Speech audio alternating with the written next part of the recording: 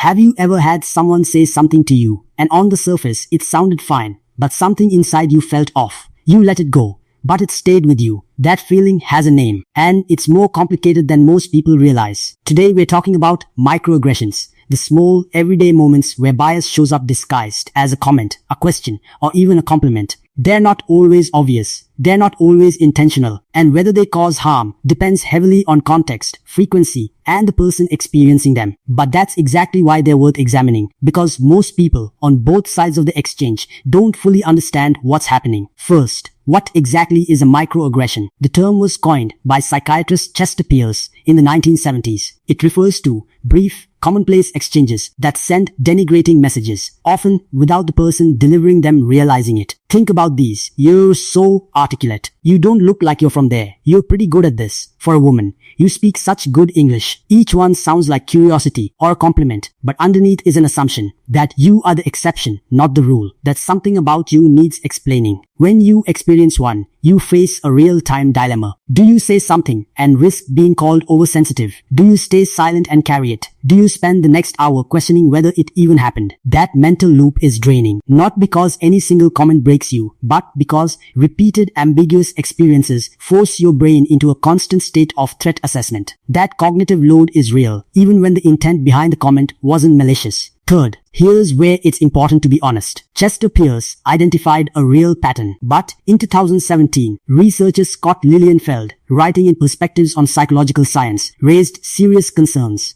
The concept often lacks clear definition, relies heavily on subjective interpretation, and strong claims about long-term psychological harm aren't yet backed by robust evidence. What we can say with more confidence, repeated feelings of being dismissed or othered do correlate with higher stress and lower sense of belonging. But personality, resilience, and context matter enormously. The same comment can land very differently on different people. So the honest framing isn't microaggressions always cause serious harm. It's repeated experiences of feeling unseen add up, and that's worth taking seriously. What you can do. If it happens to you, name it privately first before deciding whether to address it. That comment made an assumption about me. That internal clarity breaks the self-doubt loop. If you want to respond, a calm question works better than a confrontation. What did you mean by that? Puts the weight of the assumption back where it belongs. If you want to stop causing it, ask yourself one question before you speak. Would I say this to someone I considered completely equal to me? That pause alone catches most of it.